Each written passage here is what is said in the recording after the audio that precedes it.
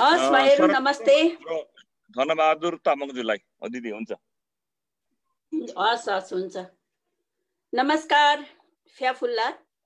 यो तामाङ नाङखोर तथा तामाङ दाजनको संयुक्त आयोजनामा भइरहेको यस 88औं तामाङ पहिचान दिवसको अवसरमा 5औं तामाङ ज्ञान महोत्सवको दोस्रो दिनको कार्यक्रममा म धना लामा यहाँ उपस्थित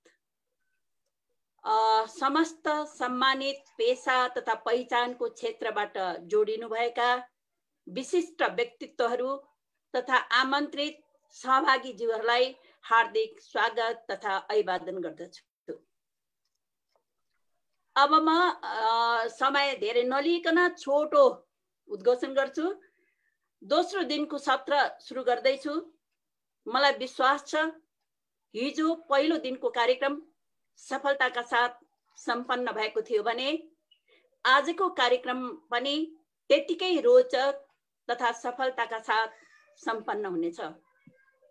हिजो हामीले सोचे भन्दा कार्यक्रम पछाडी पर्न गयो, तर पनि सबै सहभागीज्यूहरू बडो धैर्यताका साथ कार्यक्रमको अन्त्यसम्म सहभागी भइदिनु भयो। त्यसको लागि म आयोजकको तर्फबाट हार्दिक आभार व्यक्त गर्दछु। हाम्रो कार्यक्रम कुनै मञ्च या हलमा जस्तो औपचारिक नभइकन अनौपचारिक हुनेछ। तर कार्यक्रम त हाम्रो औपचारिक नै हो। मैले आफूले गर्नुपर्ने कामहरू चाहिँ अनौपचारिक हुनेछ। यहाँ धेरै जस्तो विशिष्ट व्यक्तित्वहरू हामीसँग जोडिसक्नुभयो। यहाँ म एक एकलाई सम्बोधन गरेर आसन ग्रहण गराउँदिन, किनभने यो हिजोकै कन्टिन्युटी कार्यक्रम हो। तसर्थ मैले आसन ग्रहण नगराएकोमा पनि क्षमा चाहन्छु। तर पनि पुनः एकपटक सबैलाई हार्दिक स्वागत गर्दै कार्यक्रममा चाहिँ अघि बढाउँछु। समयको कारणले गर्दा हिजो हामीले शेड्युल अनुसार पेपर प्रस्तुत गर्न बाँकी रहेको हाम्रा 3 जना प्रबुद्ध जीवहरूको पेपर प्रस्तुतिबाट आजको कार्यक्रमलाई अघि बढाउँदैछु। सबै प्रस्तुताजीहरूलाई हिजोको जस्तै 15 मिनेटको समय दिइनेछ। समय चाहिँ यहाँहरू सबैले ख्याल गरिदिनु होला। सर्वप्रथम म काभ्रे जिल्लाका धनबहादुर तामाङ पूर्व सचिवज्यूलाई अनुरोध गर्दछु। तयार हुनुहुन्छ होला? मैले देखिरहेको छु यहाँ उहाँको भिडियो। उहाँको विषय छ तामाङ भाषाको ध्वनि, चुनौती, अवसर, जोखिम तथा सम्भावनाहरू।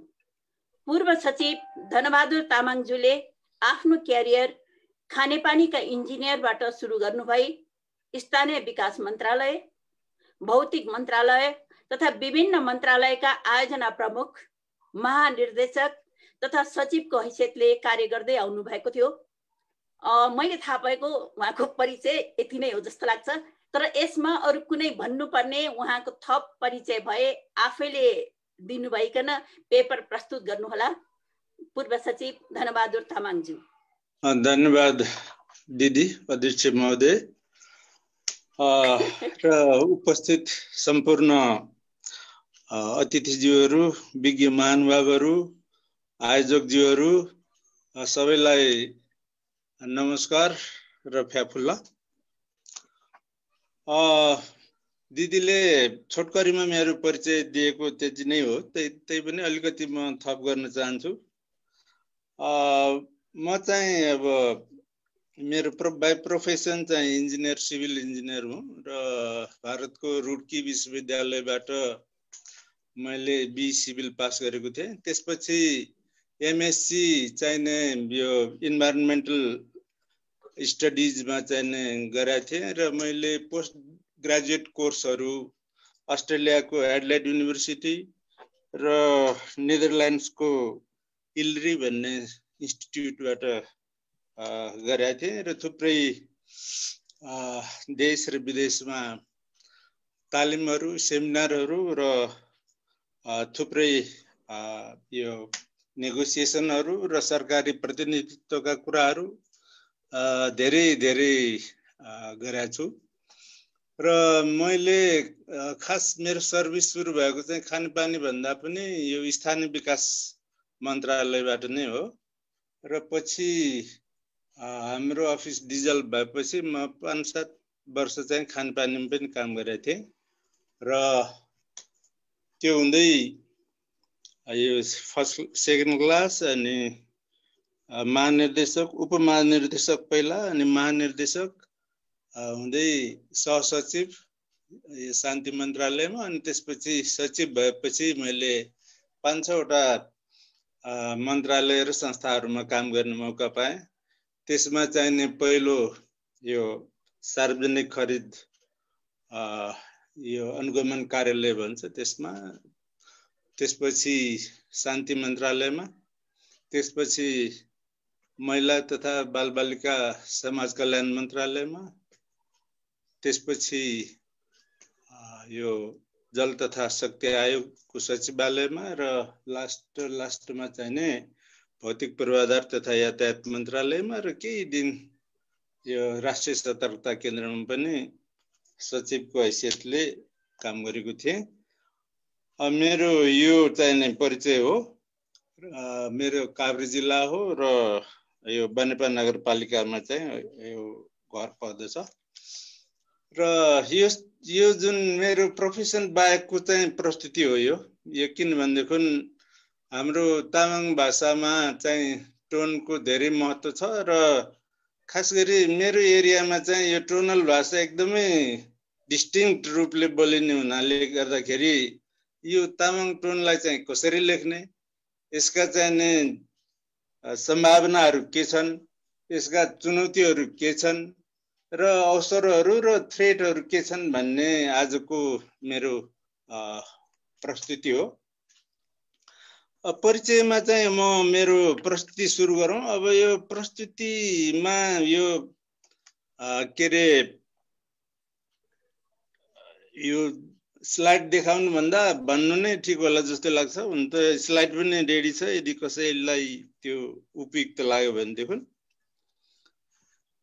तामाङ चाहिने एक ध्वनियुक्त भाषा हो भन्ने कुरामा सायदै केही विवाद होला जस्तो मलाई लाग्छ र संसारमा 1.5 अरब भन्दा बढी जनताहरूले चाहिने यो टोनल भाषा बोल्ने रहेछ र संसारका 70% जति भाषाहरू चाहिँ टोनल रहेछन्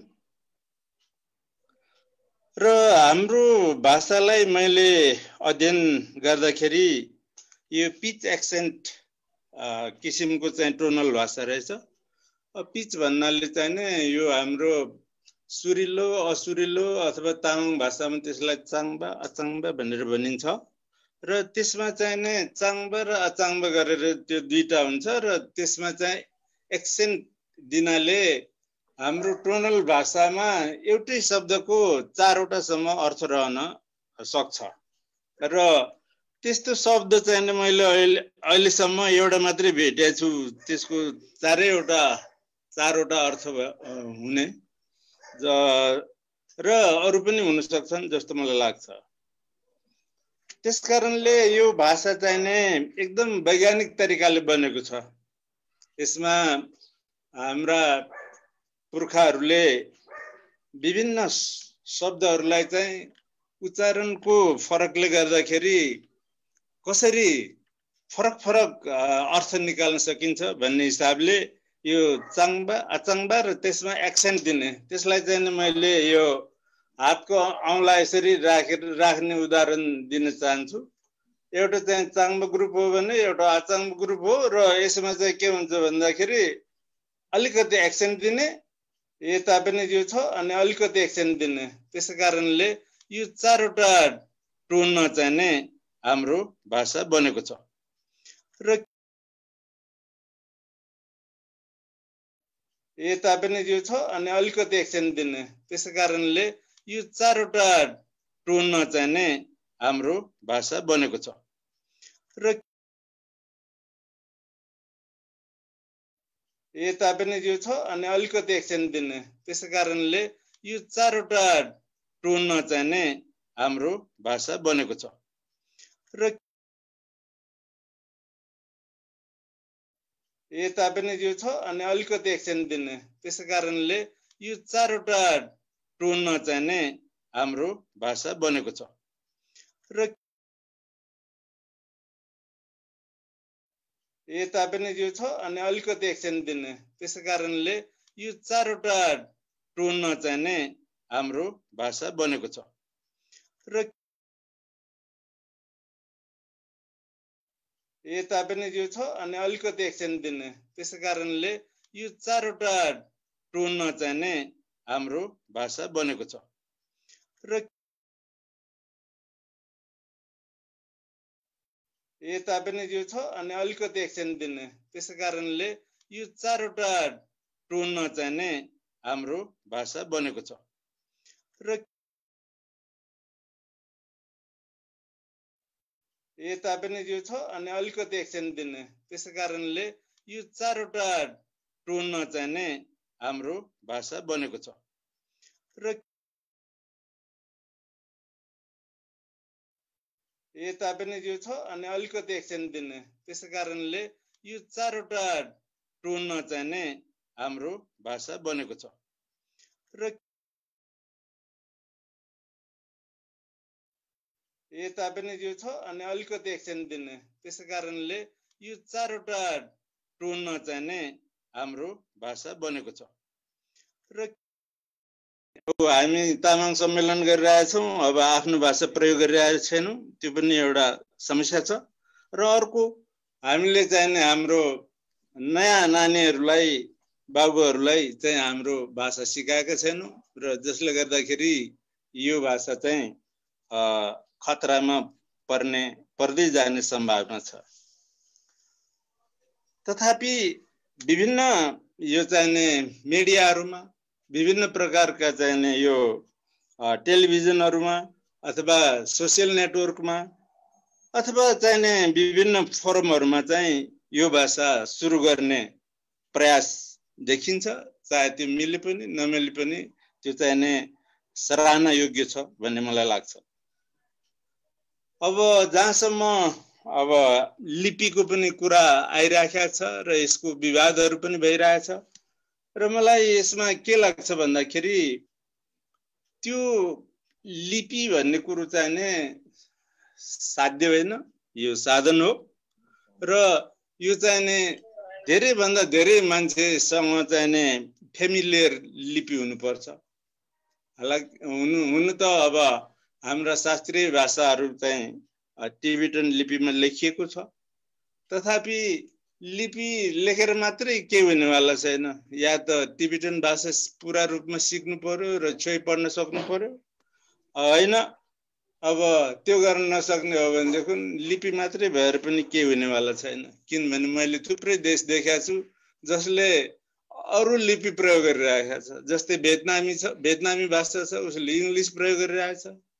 अब के अरे फिलिपिन्सको तगालो भाषा भन्छ, उसले इङ्ग्लिस युज गरिरहेछ। सायद इन्डोनेसियन भाषा पनि इङ्ग्लिसमै छ र त्यस्ता थुप्रै भाषाहरू छन्। त्यसकारणले अब नेवारी चाहिँ रञ्जना लिपि छ, त्यही पनि नेवारी भाषा लेख्दाखेरि रञ्जना लिपि प्रयोग गर्न सकिएको छैन। त्यसकारणले यो कुन व्यावहारिक हो कुन अव्यावहारिक हो, हामी अल्झिरहने हो या अगाडि बढ्ने हो, त्यसमा विचार पुर्याउनु पर्छ जस्तो मलाई लाग्छ। तथापि म चाहिँ यो लिपिहरूको कुनै विरोधी चाहिँ होइन। अब मेरो अहिलेको प्रस्तुतिमा चाहिँ यो हाम्रो टोनल तामाङ भाषामा के चाहिँ कन्स्ट्रेन्टहरू छन्, रोकआउट भन्छौँ हामीले, चुनौतीहरू के छन्, च्यालेन्जेसहरू र अवसर अपर्च्युनिटिजहरू र सङ्कटहरू के छन्, थ्रेट्सहरू र अगाडि बढ्ने सम्भावना के छ भन्ने बारेमा संक्षेपमा म प्रस्तुत गर्न चाहन्छु। सर एकचोटि एउटा अनुरोध सुनौ कि हुन त आधा भयो होला, त्यहाँ एक दुईजना अडियन्सले चाहिँ हेर्न पनि पाए हुन्थ्यो कि स्क्रिन सेयर गरेर केही चिज देखाइदिनु भयो, भिजुअली सजिलो हुन्थ्यो। ठिकै छ। हजुरलाई स्क्रिन सेयर छ है, उपलब्ध छ? गुगल ड्राइभबाट गर्नु पर्यो हैन? यो तल स्क्रिन सेयर थिच्नुहोस् अनि त्यसपछि जहाँ छ लोकेसन क्लिक गर्नुभयो भने आइहाल्ला।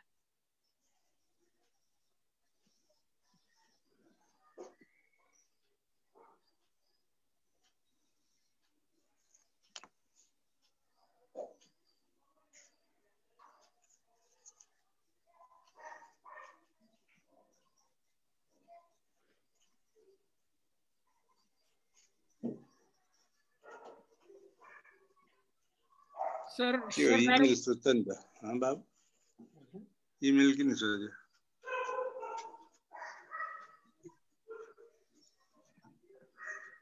सर हजुरले ड्राइभतिर जाने कुरा गर्नुभयो त्यो मेरो ड्राइभमा थियो कि त्यो मैले यहाँ निकालिरहेको थिएँ अब त्यो हेर त्यो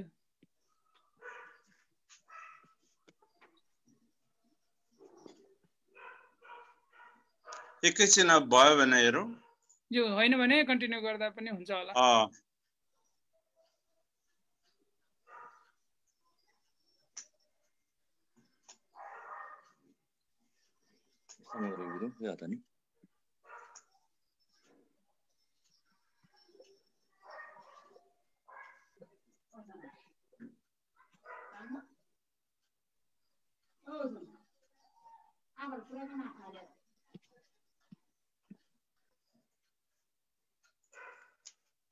खै यो भयो जस्तो लागेन छोड्दिउँ नत्र यसै निरन्तर गरौँ झन् बिग्रेला झन् बिग्रेला हुन्छ हिजो जस्तै हुन्छ है समय चाहिँ एकदम टकटक पार्ने पारिहाल्नु पर्यो अर्को समयको कुरा हुन्छ थ्याङ्क यू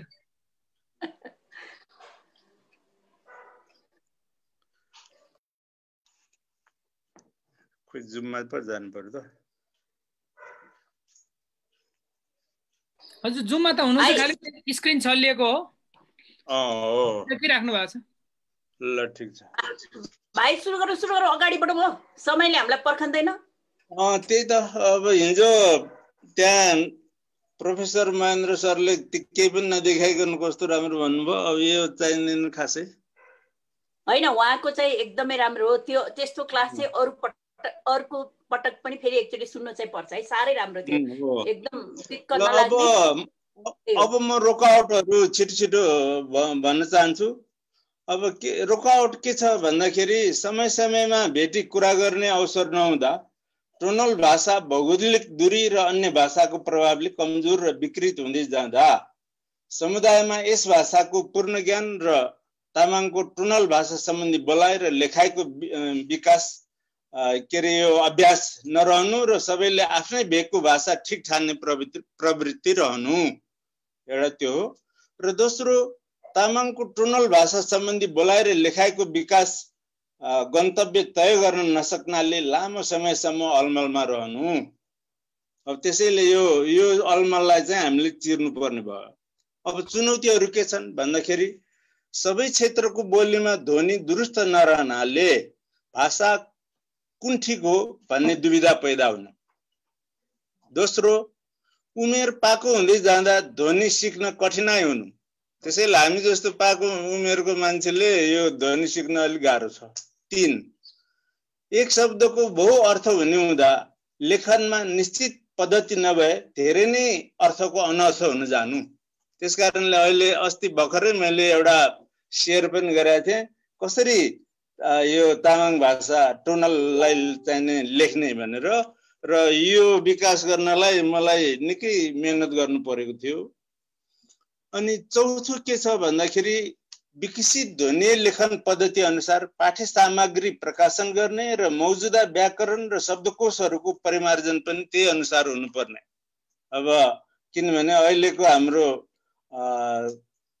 जति पनि उपलब्ध हाम्रा विकसित यो भाषा सम्बन्धी सामग्रीहरू छन् त्यो चाहिँ टोनल हिसाबले गरिएको छैन पाँचौंमा ध्वनियुक्त भाषा नेपाली अंग्रेजी हिन्दी भन्दा धेरै संवेदनशील सेन्सिटिभ हुनाले बोल्न र लेख्न टोन नजान्दा कठिनाइ हुनु संवैधानिक अधिकारलाई कार्यान्वयन गर्न सरकारले ढिलासुस्ती गर्नु र कहिलेकाहीँ उदासीनता पनि देखाउनाले गर्दाखेरि चुनौती त्यहाँ पनि छ 7 समग्र भाषा तीव्र क्षयीकरण हुँदै गएको अवस्थामा यसलाई बचाउन कठिनाइ उत्पन्न भएको छ अब अवसरहरू के छन् त यो टोनल भाषामा भन्दाखेरि थोरै शब्दहरूबाट 4 गुणासम्म अर्थ भएका शब्दहरू बन्ने त्यसो हुनाले गर्दाखेरि त्यसलाई चाहिँ मैले कोडमा पनि राखेको छु जस्तै हाई पिच भएकोलाई एच मान्ने हो भने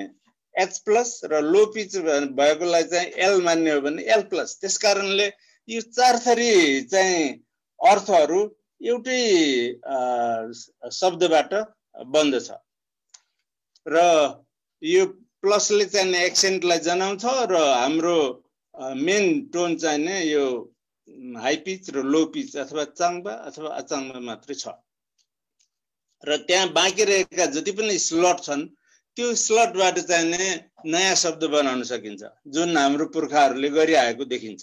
जस्तै अब हाम्रो भाषामा छोपा भनेर भन्यो भने मोटाएको भन्ने हुन्छ, छोपा भन्ने भयो भने त्यहाँ एक्सेन्ट दिएको छ र त्यो चाङबा छ फेरि भेला भएको भन्ने हुन्छ।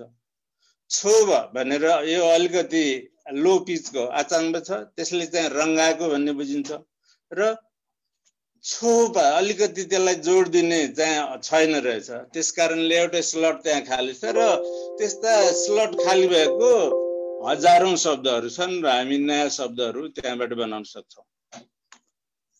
अनि अर्को चाहिने अवसरहरू के छ भन्दाखेरि ध्वनिको संकेत प्रयोग गरी धेरै स्तरीय भाषा र परिष्कृत लेखे भाषाको विकास गर्न सकिन्छ। जुन अरू भाषाले 5-7 वटा भन्दा बढी चाहिँ साइनहरू युज गरेर भियतनामी लगायतका भाषाहरू बनिरहेका छन् भनेदेखि हामीले हार्डली 3 वटा साइन युज गर्यौं भनेदेखि हाम्रो भाषा स्तरीय लेखनमा चाहिँ लान सकिन्छ। तेस्रो चाहिँ के छ भन्दाखेरि चिनिया, जापानी, थाई जस्ता टोनल भाषाहरू र नेपाली, हिन्दी जस्ता टोन बिनाका भाषाहरू अरू भाषा सजिलो हुने। 5-7 वटा हाम्रो तामाङहरूलाई जहिले पनि अप्ठ्यारो लाग्छ। मरेको कुन हो, मारेको कुन हो, परेको कुन हो, पारेको कुन हो। यदि हामी टोनल भाषा चाहिँ प्रयोग गर्छौं भने यो त के अब यो भन्दा धेरै चाहिँ सेन्सिटिभ हाम्रो भाषा छ। 4 नम्बर बोल्दा संगीतमय हुने, भाषाको उत्कृष्टता झल्किने र खास गरी भाषा लेखनको भद्रगोल अवस्था हट्ने र स्वतः मानकीकरणको समस्या पनि हट्ने।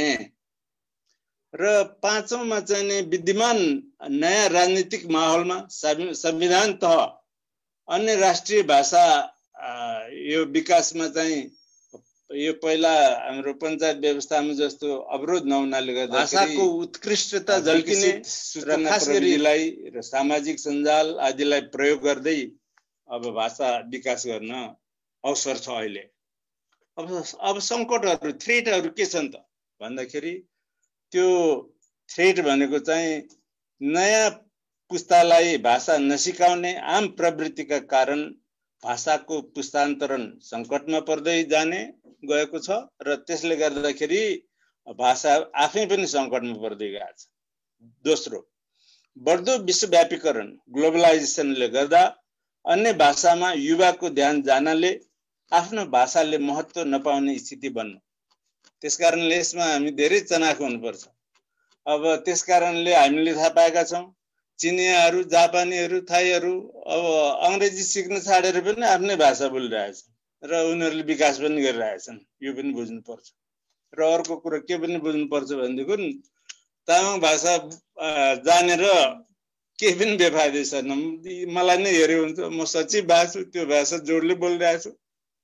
त्यसकारणले त्यहाँनिर हामीले ध्यान दिनुपर्छ जस्तो मलाई लाग्छ। अर्को, भाषा प्रमुख पहिचान हो भन्ने ज्ञानमा ह्रास आउनु, जसले गर्दा भविष्यसम्म यही प्रवृत्ति रहिरहेमा भाषा नै लोप हुने खतरा पैदा हुने र हाम्रो पहिचानको त अनि त्यसबाट के कुरा हुने हो त्यसै थाहा भइहाल्छ। तेस्रो, भविष्यको सम्भाव्य गन्तव्य के हो त भन्दाखेरि सुव्यवस्थित ध्वनि नै तामाङ भाषाको आधार हुँदा यसलाई हरेक अवसरमा बोल्न र लेख्नमा जोड दिउँ, किनकि यसको बनावट सुव्यवस्थित र वैज्ञानिक भएको पाइएको छ। यसको अवलम्बनले विभिन्न भेगका अर्थमा फरक नल्याउने शब्दहरूको प्रयोगबाट भाषा स्वतः मानकीकरण हुँदै जाने देखिन्छ। अब हामीले तिला, खलाङ भनेर पनि भन्छौँ, हानाङ पनि भन्छौँ। त्यसकारणले त्यो आफूले जे बोलिरहेको छ त्यो बोल्न सकिन्छ, जसले अर्थमा केही पनि फरक ल्याउँदैन। 4 वटा ध्वनि मध्ये खाली स्लटबाट नयाँ शब्द बनाउँदै जाने, त्यो अघि मैले भने। अब मैले एउटा ग्रन्थ पनि यो कोरोना कालमा तामाङ भाषामा अनुवाद गरेका थिएँ।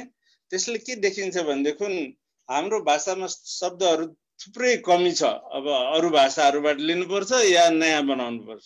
त्यसकारणले त्यो सम्भावना पनि छ त्यहाँ। अनि पाँचौँमा चाहिँ के छ भन्दाखेरि जहाँसम्म लिपि अवलम्बनको कुरा छ त्यो अघि नै मैले भनिहालेँ, त्यो साध्य होइन, साधन हो र त्यसकारणले धेरै जनताले जानेको र के अरे धेरैवटा प्रोनाउन्सिएसनहरू भएको यो देवनागरी लिपिलाई नै चाहिँ हामीले चलायौँ भने केही पनि फरक पर्नेवाला छैन। तामाङ भाषा आफ्ना बालबालिकालाई नसिकाउने आम प्रवृत्तिलाई सुधार गर्न व्यापक जनचेतना जागृत गर्नुपर्छ। तामाङ भाषालाई राष्ट्रिय भाषाको सूचीमा पार्न र बागमती प्रदेशको सरकारी भाषा घोषणा गराउन जोरदार पहल गर्नुपर्छ र त्यसको लागि तयारी पनि गर्नुपर्छ। सरकारले घोषणा गर्यो भने हाम्रो तयारी के छ त्यो पनि छ। र अन्तमा यदि हामीले माथि उल्लेख गरिएका भाषा भविष्यको बाटो एकबद्ध भई अवलम्बन गर्न सक्यौं भने हाम्रो भाषा दिगो परिष्कृत हुनुका साथै हाम्रो लक्ष्य अवश्य प्राप्ति हुनेछ। किनकि अहिले भाषाको ध्वनि विश्लेषणदेखि लेखन पद्धति शब्दकोश आदि विकास भइसकेको अवस्था छ। अन्यथा वाद विवाद मात्रै गरिराख्ने हो भनेदेखि जसरी हामीले 6 दशक जति गुमायौं त्यो आउँदा 6 दशक के अब धेरै दशक गुम्दै जानेछन्।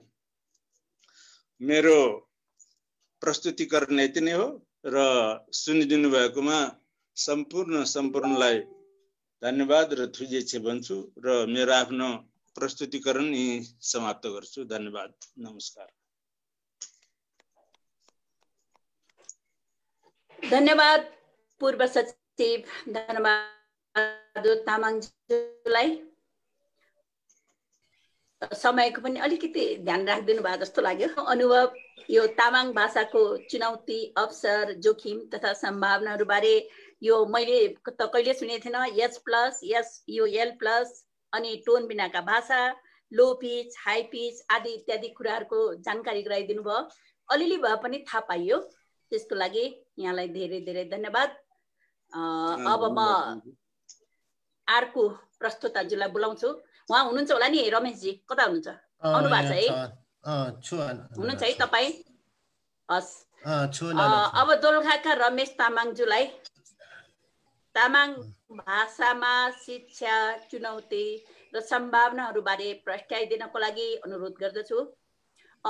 रमेश भाइ भनौँ अथवा रमेशजी, मलाई यहाँको बारेमा त्यति जानकारी नभएकोले यहाँको मैले परिचय दिन सकिनँ। त्यसकारण आफैले नै सानो छोटो परिचयका साथै आफ्नो प्रेजेन्टेसन गर्नुहोला भन्ने म यहाँलाई अनुरोध। रमेशजी। धन्यवाद नाना। म चाहिँ रमेश कुमार तामाङ, घर दोलखा, अनि म काठमाडौँमा त्रिभुवन विश्वविद्यालयको क्याम्पसहरूमा पढाउँछु र मैले आफ्नो शिक्षामा अङ्ग्रेजीमा चाहिँ एमए एमफिल गरेको हुँ अङ्ग्रेजी साहित्यमा। मैले आजको विषयमा चाहिँ यो तामाङ भाषामा शिक्षा सम्भावना र चुनौती भन्ने टपिक मेरो यो नितान्त नयाँ हो। मेरो आफ्नो क्षेत्रको यो भाषा विषयको त्यति नभए पनि मैले यहाँ केही आफूले देखेको अध्ययन अनुसन्धानबाट प्राप्त केही तथ्य र प्रमाणहरूबाट को आधारमा मैले यहाँ प्रस्तुत गर्न खोजिरहेको छु।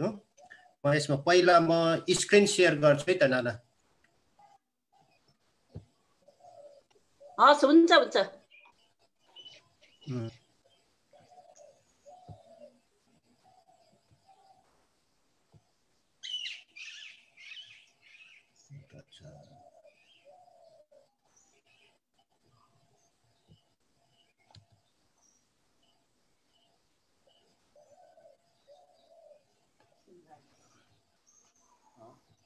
आएको हो नाना, देख्नुभयो?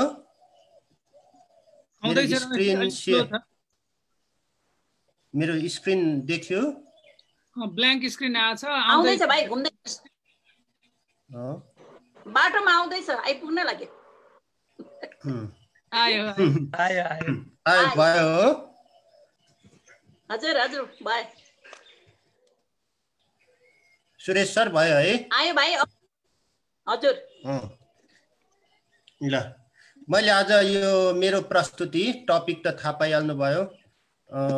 यो म सकभर म आफ्नो एकदमै मैले यो स्लाइड प्रेजेन्टेसनमा नगरिकन मैले यो छ नि यो पढ्ने हिसाबबाट गरेको छु। त्यसकारण म एकदम छोटोबाट समयको पाबन्दीलाई मध्य ध्यान दिँदै एकदम छोटो र यहाँ सम्पूर्ण लाइन बाई लाइन नपढिकन मैले छोटो तरिकामा छोटो बाटाबाट प्रस्तुत गर्न चाहन्छु। यो मैले विशेष गरी चाहिँ धेरै छोटकरी गर्दैन, भाइको समय गर्नु। लासो फ्याफुल्ला मैले यो नेपालमा बसोबास गर्ने जनजातिहरूमध्ये तामाङ पनि एक हो, जसमा 2068 सालको जनगणना अनुसार जनसङ्ख्या तामाङहरूको जनसङ्ख्या 15,39,868 कति जस्तो लागेको छ। यहाँमध्ये जम्मा चाहिँ कुल जनसङ्ख्यामा 5.81% छ कुल जनसङ्ख्या तामाङहरूको नेपालमा। यो तामाङहरूले यो नेपालको मुख्य गरी राजधानी प्रदेश अहिले बागमती प्रदेश अरे बागमती प्रदेशमा आफ्नो किपट भूमि कायम गर्दै आइरहेको छ र तामाङहरूको विशेष पहिचान, विशेष आफ्नै भाषा, आफ्नै संस्कृति, आफ्नै संस्कारहरू छ र उनीहरू नेपालको पूर्वदेखि पूर्व मेचीदेखि पश्चिम महाकालीसम्म बसोबास गर्दै आइरहेको छ र हाल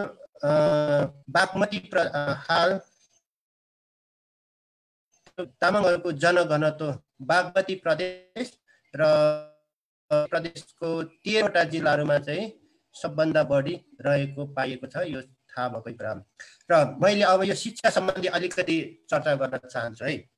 नेपालको संविधान 2072ले शिक्षामा सबै जातिहरूको बालबालिकालाई समान हक सुनिश्चित गरेको छ र राष्ट्रिय र अन्तर्राष्ट्रिय सन्धिहरूमा पनि शिक्षालाई एउटा नैसर्गिक अधिकारको रूपमा लिएको छ। तर शिक्षाको यहाँ निकै महत्त्व भएको हुनाले शिक्षा जुनसुकै भाषाबाट पनि आर्जन गर्न सक्ने विश्व परिवेशमा नेपालको संविधानले विद्यार्थीको मातृभाषाको माध्यमको शिक्षण सिकाइ गर्नमा सबभन्दा बढी र विज्ञहरूको अनुसार मातृभाषामा गरेको शिक्षा सबभन्दा बढी अर्थपूर्ण र प्रभावकारी हुने बताउँदै आइरहेको छ। यस परिप्रेक्ष्यमा बागमती प्रदेशमा तामाङहरूमा गरेको अध्ययन अनुसन्धानको आधारबाट तामाङ भाषामा शिक्षाको चुनौती र सम्भावनालाई, तामाङ भाषामा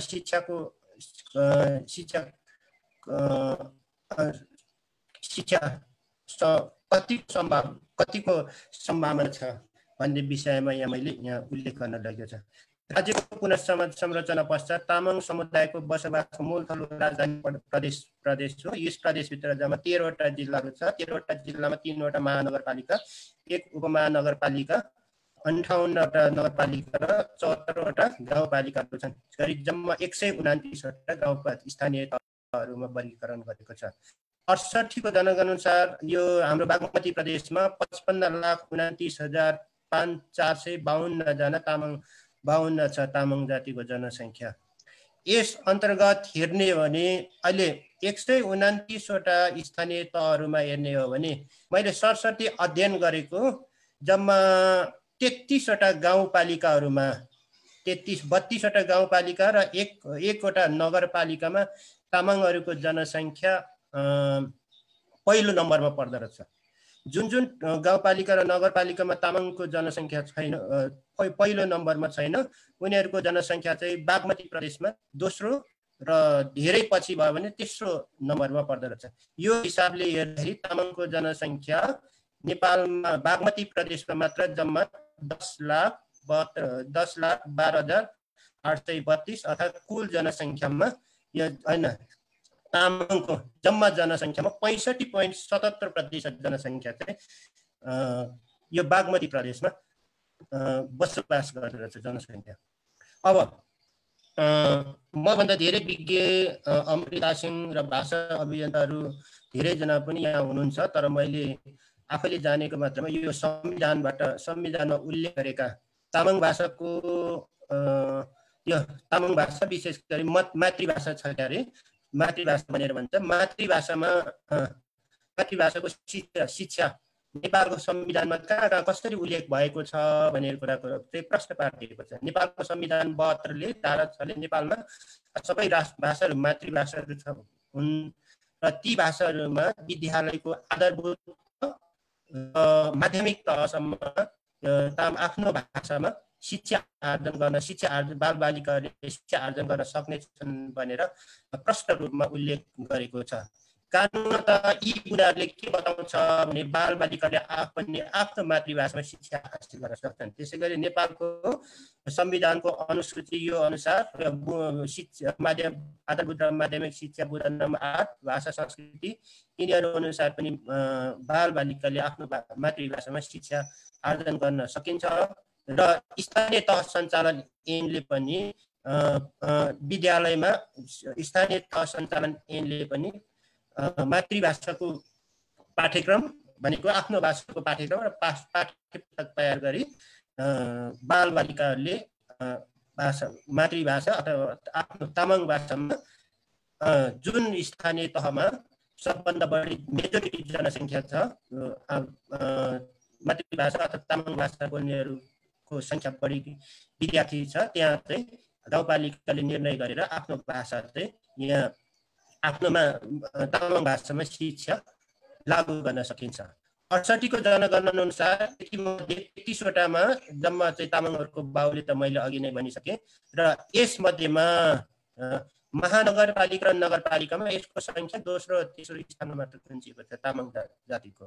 जसमध्येमा मैले केही गाउँपालिकाहरूको जनसङ्ख्या हेरेको छ जुन चाहिँ पहिलो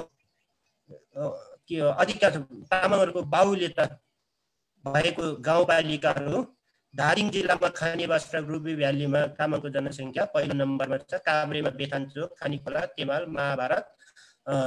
महाभारत अनि के भन्छ बागमती ललितपुर जिल्लामा बागमती र कुञ्जेश्वरमा तामाङहरूको जनसङ्ख्या पहिलो नम्बरमा छ। मकनपुरमा बागमती, बकैया, भीमती, इन्द्रसरोवर, कैलाश, मकनपुर गढी अनि था नगरपालिका, नुवाकोटमा ककनी, दुप्तेश्वर, किस्पाङ, म्यागुङ र चिबापुरी र तादी, रसुवामा गोसाई गुन्डुङ र आमाछोडब्लिङ र सिन्धुलीमा घ्याङलेक, हरिहरपुर, गढी, मरिन र सिन्धुपाल्चोकमा हेलम्बु, जुगल, लिसङ्कु, पाखर, थाङ्लामा तामाङहरूको जनसङ्ख्या धेरै छ, पहिलो नम्बरमा छ। यसरी सिधा स्पष्ट रूपमा हेर्दा के देखिन्छ भने 3 नम्बर प्रदेशमा तामाङ बालबालिकाहरूको लागि प्राथमिक तहमा तामाङ भाषामा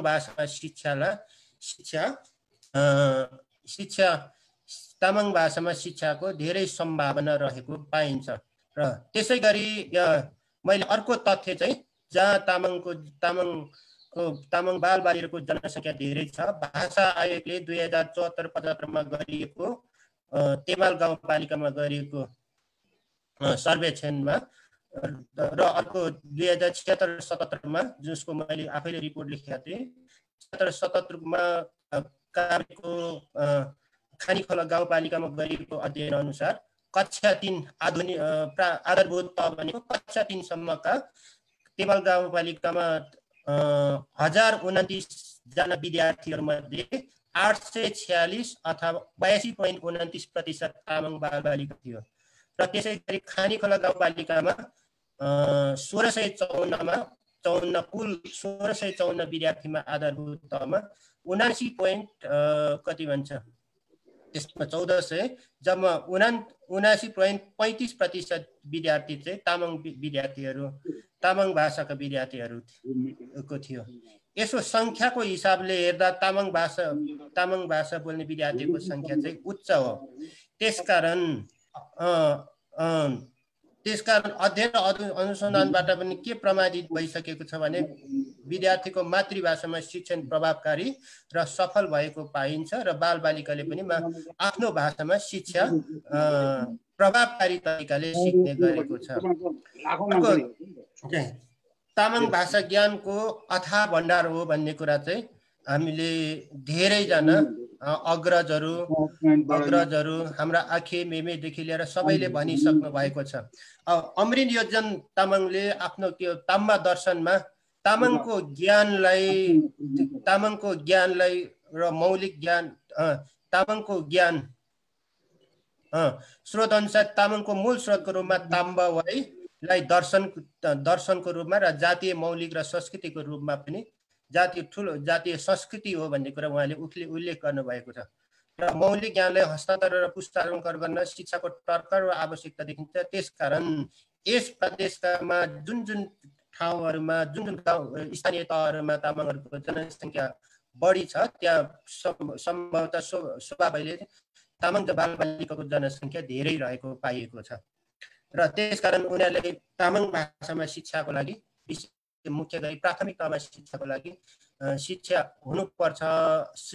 प्राथमिक तहमा शिक्षा सम्भव देखिन्छ तामाङ भाषामा। जसरी अन्य भाषाहरूमा पनि अन्य गाउँपालिका र अन्य प्रदेशहरूमा आफ्नो मातृभाषामा शिक्षा दिने व्यवस्था गरिसकेको छ। अब चुनौतीहरू के छन् त? मैले विशेष त 2-3 केही पोइन्टहरूलाई मैले तामाङ भाषामा शिक्षाका केही पोइन्टहरूलाई यहाँ उल्लेख गर्न खोजेको छ।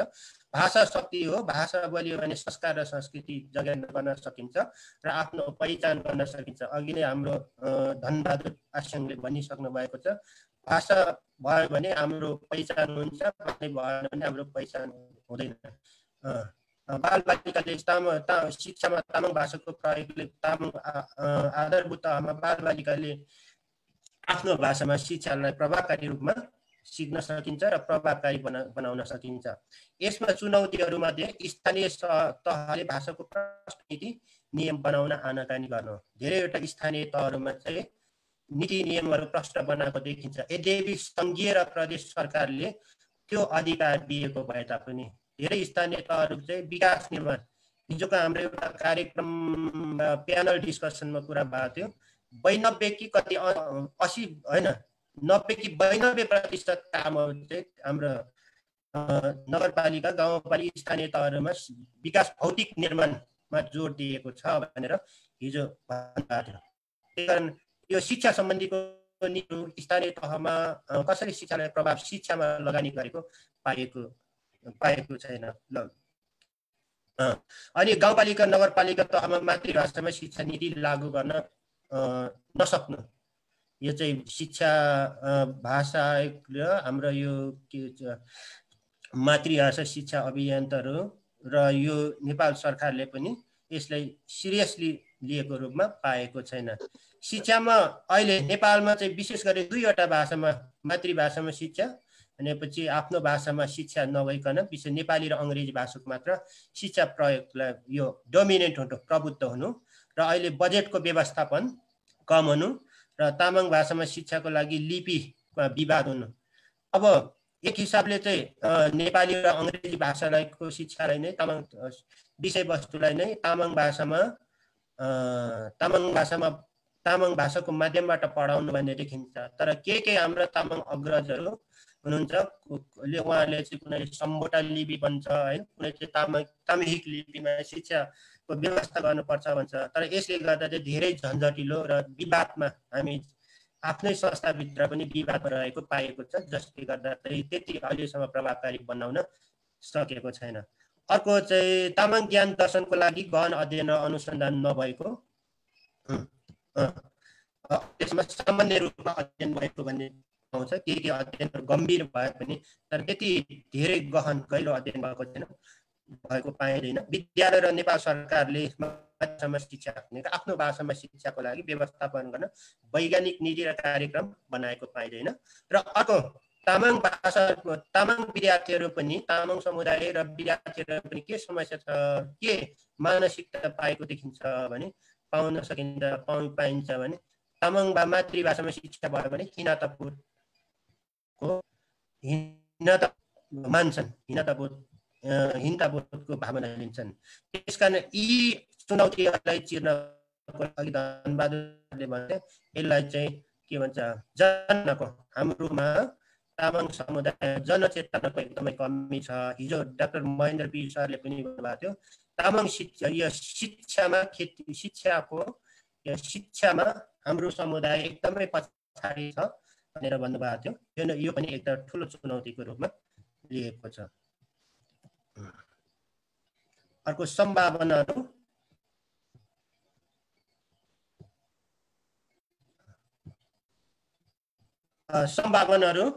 अब के गर्न सकिन्छ भने सभा गोष्ठी कार्यक्रम अन्तर्क्रिया गरेर यसको समस्याको बारेमा बहस पैरवी चलाएर समाधान निकाल्न सकिन्छ र समाधानको उपाय निकाल्ने जिम्मेवार संस्था र समुदायले पनि सम्पूर्ण तामाङ संस्थाहरूले यसको लागि काम गर्नुपर्ने देखिन्छ र समुदायमा प्रोत्साहन व्यवस्था, परिचययुक्त संस्कार संस्कृतिको विकास, सामाजिक चेतना जागरण गराएर तामाङ भाषामा शिक्षामा आफ्नो भाषामा शिक्षामा सकारात्मक सोचको विकास गर्नु यो आवश्यक देखिन्छ।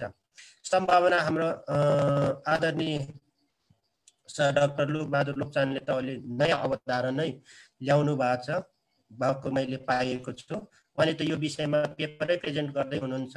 सबै स्थानीय तहहरूमा चाहिँ तामाङ प्रज्ञा प्रतिष्ठान गठनको अवधारणा जहाँ अब तामाङ प्रज्ञा प्रतिष्ठानको अवधारणाको विकास गर्ने भन्ने कुरा उहाँले गर्नुभएको छ, जहाँबाट शिक्षालाई आफ्नो भाषामा शिक्षालाई सहज बनाउँछ। सबै स्थानीय निकायहरूले स्थानीय सरकार सञ्चालन योबाट पनि अनुसार तामाङ भाषामा शिक्षाको लागि पहल कदमी गर्ने र पालिकाहरूले तामाङ भाषामा शिक्षा र निर्देशिका बनाइ लागू गर्ने निर्देशिका र स्थानीय तहलाई दिएको अधिकार। अहिले सङ्घीय सरकारले पनि स्थानीय तहलाई स्थानीय प्राथमिक तहमा आधारभूत तहमा 100 पूर्णाङ्कको पाठ्यक्रम निर्माण गरे, स्थानीय पाठ्यक्रम बनाएर र स्थानीय पाठ्य पुस्तक निर्माण गरेर विकास गरेर शिक्षा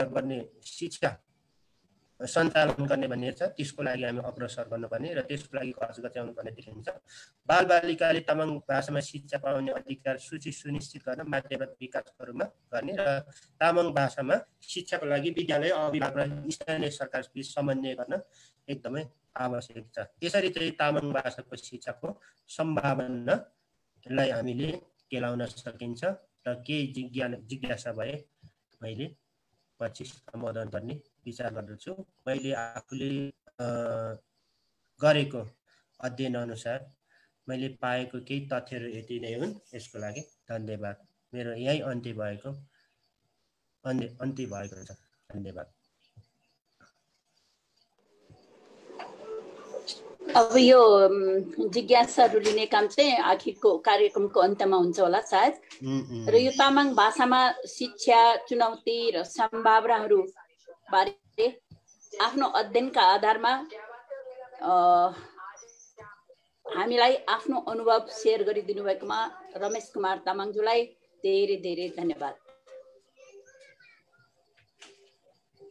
अब पालो अमृत योन्जन तामाङको, हिजोको बाँकी प्रस्तुतामा अन्तिम प्रस्तुता अमृत योन्जन भाइ। अब उहाँको त नामै काफी छ, सुरु हरायो के भएको?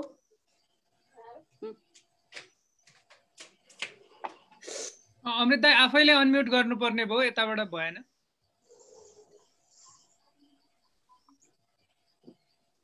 दाइ हुनुहुन्छ अमृत भाइ? तयार छ हुनुहुन्न क्या हो आफै नै? कि रमेशजीले छिटो सक्दिनु भयो कि क्या उहाँको अनुमान अनुसार? हराउनु भएछ त खाजा खाना है क्या हो? मैले टाइम लिएकै हो सर, धेरै टाइम लिए। 12-15 मिनट नै टाइम लिए मैले। 12 मिनट हैन रमेश भाइ तपाईको टाइम ठीक छ, एकदम ठीक छ। आउनु भयो दाइ। दाइ आफैले अनम्युट गर्नुपर्ने देखिन्छ। ए उहाँ त्यो प्रेजेन्टेसन मिलाउँदै हुनुहुँदो रहेछ, त्यही कारणले हराउनु भयो होला। भने बोले हुन्छ म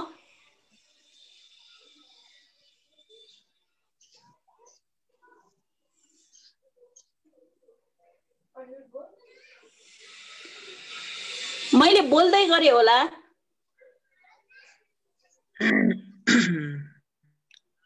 अमृत सर आइपुग्नु भयो? दिदी बोल्नुस् न, दिदी बोल्नुस् दिदी, सुन्छौँ हामी। अमृत आउनु भयो कि भएन? फेरि मैले बोलेर मात्रै के गर्नु? अमृतको तयार भएको छैन जस्तो यहाँ भर्खर ऊ त्यो प्रेजेन्टेसनको तयार गर्दै हुनुहुन्छ। आयो फेरि स्क्रिन त शेयर गरिसक्नु भयो। विष्णुजी तपाईकोबाट केही हेरिदिनुहोस् त। अघि रमेश भाइको बेलामा नि राम्रोसँग नेट नआएको कि के भएको हो, अलिक ख्यार ख्यार ख्यार ख्यार भइरह्यो, क्लियर भएन कि। आयो अहिले आयो यहाँबाट चाहिँ सबै ठिकै छ? हजुर हजुर देख्यो पत्रिका मान्छेको अनुहार देख्नु पाएन ल छिटो। ए ल यसको फुल कहाँ छ? फुल फर्म चाहिँ फुल फर्म यता होला। अघि नै खोजेर ठिक्क बाँध्नु पर्दैन। फुल खोल्दैन फुल। ओके अझै पनि भएको छैन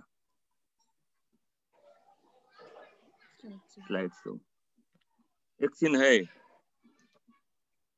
ए यस्तो पनि हुँदो रहेछ। हजुर सबैलाई फ्याफुल्ला है। यस्तो पनि हजुर भयो, सुरु गर्नुस्। अब मैले बोल्नै पाएको छैन। अमृत सुरु गरौँ। ए ल हुन्छ दिदी, हुन्छ दिदी, हुन्छ। ए हुन्छ दिदी ल। पहिला म स्वागत गर्छु हाम्रो अमृतजीलाई। ल अब अमृतजी आइसक्नु भएको छ। उहाँको पालो, उहाँ अन्तिम प्रस्तुता हिजोको बाँकी उसमा, र उहाँको त मैले परिचय गराइरहनु पर्दैन होला। उहाँको नामै काफी छ। अमृत योन्जन भन्ने बित्तिकै सबैले थाहा पाइहाल्नु भयो। उहाँ काठमाडौँ जिल्ला भाषाविद, एक नाचले तामाङ भाषाको उत्थानका लागि मरिमेट्नु भएको छ। उहाँका थुप्रै पुस्तकहरू प्रकाशित भइसकेका छन्। तर आज यहाँ उहाँले चर्चा गर्नुहुने चाहिँ मेरा 2 पुस्तक, सरकारी कामकाजको भाषाको रूपमा तामाङ भाषा दाबी पत्र बारेमा भनिएको छ। यो उहाँको तेस्रो संस्करण हो र परिचयमा अरु केही थप गर्नुपर्ने भए अमृतजी तपाईलाई छुट छ। समयको ख्याल गरेर आफ्नो परिचय पनि दिनु होला, प्रस्तुत पनि गर्नु होला। हस् धन्यवाद। हुन्छ दिदी धन्यवाद। हजुर मेरो 2टा किताब मध्ये एउटा किताब चाहिँ यो तामाङ ग्रन्थ कोश भन्ने हो। यसपालिको यो कोरोनाले मलाई थोरै सहयोग गर्यो, घरैमा बस्न पाइयो र मैले यो तामाङ ग्रन्थ कोश 2 वर्ष अगाडि तयारी गरेको थिएँ प्रारम्भिक रूपमा। अहिले यसपालि डिटेलमा काम गर्न भ्याइयो। यो तामाङ बिब्लियोग्राफी को कुरा गर्छु, म छोटोमा कुरा गर्छु। यस बिब्लियोग्राफीमा 4 खण्ड छ। तामाङ भाषामा तामाङ सन्दर्भ ग्रन्थ भन्ने एउटा खण्ड छ, तामाङ भाषामा लेखेको किताबको एउटा खण्ड छ। अनि नेपाली भाषामा तामाङ सन्दर्भ ग्रन्थ, नेपाली भाषामा तामाङको विषयमा लेखिएको ग्रन्थहरूको यो खण्ड छ। तेस्रो चाहिँ अंग्रेजी भाषामा तामाङको कुराहरू लेखिएको ग्रन्थहरू यहाँ तेस्रोमा छ। अनि चौथोमा चाहिँ सम्भोटा लिपिमा तामाङ ग्रन्थहरूको यहाँ सूची राखेको छु मैले। अनि तामाङ भाषामा तामाङ सन्दर्भ ग्रन्थहरू चाहिँ जम्मा 141 जनाले अहिलेसम्म लेखेका रहेछन्। उनीहरूले 275 ग्रन्थ तयारी गरेको रहेछ तामाङ भाषामा। यसैगरी नेपाली भाषामा तामाङको विषयमा लेखिएको ग्रन्थहरू चाहिँ 875 रहेछ, जसमा 339 जनाले आफ्नो कलम चलाएको रहेछ। अनि तेस्रो खण्ड हो अंग्रेजी भाषामा लेखिएको तामाङ सन्दर्भ ग्रन्थहरू। यहाँ चाहिँ 190 जनाले कलम चलाएको रहेछ। ती मध्ये 346 वटा ग्रन्थ तयार गरेको रहेछ। अनि सम्भोटा लिपिमा तामाङको कुरा भएको 16 वटा ग्रन्थ फेला पर्यो। यहाँ ग्रन्थ भनेको के हो भने, ग्रन्थ भनेको किताब पनि हो, आर्टिकल पनि हो, यसरी बुझ्नुपर्छ।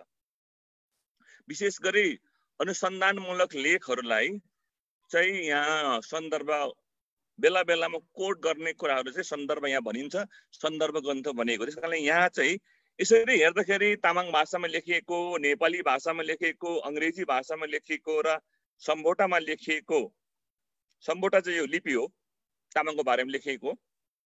हेर्दाखेरि जम्मा 669 जनाले कलम चलाएका रहेछन्, आफ्नो ज्ञान विज्ञान र अनुभूति चलाएका रहेछन्। ती मध्ये ती जनाले 1529 वटा चाहिँ सामग्री तयार गरेको रहेछ। यसले शब्दकोशमा यसरी हाल्दाखेरि चाहिँ यसलाई चाहिँ प्रविष्टि भन्छौँ, इन्ट्री। मेरो यो तामाङ ग्रन्थकोशमा 1529 वटा इन्ट्री छ। यसरी हेर्दाखेरि चाहिँ एकजनाले 2.28 को दरले सामग्री तयार गरेको रहेछ भन्ने हुन्छ। मेरो मूल कुरा चाहिँ तामाङ ग्रन्थकोश मैले सम्पादन गरेँ। त्यो सम्पादन गर्ने क्रममा मैले 4 खण्ड बनाएँ भाषाको आधारमा र त्यो सूचना तयार गरेँ मैले। यो कहिलेदेखि सुरु गर्यो भन्ने कुरामा अलिकति म कुरा गर्छु, धेरै लामो कुरा गर्दैन यसमा। सन् 1811 देखि सन् 2020 सालसम्ममा यो 210 वर्षको अवधि भएछन् तामाङहरूको बारेमा लेख्न थालेको।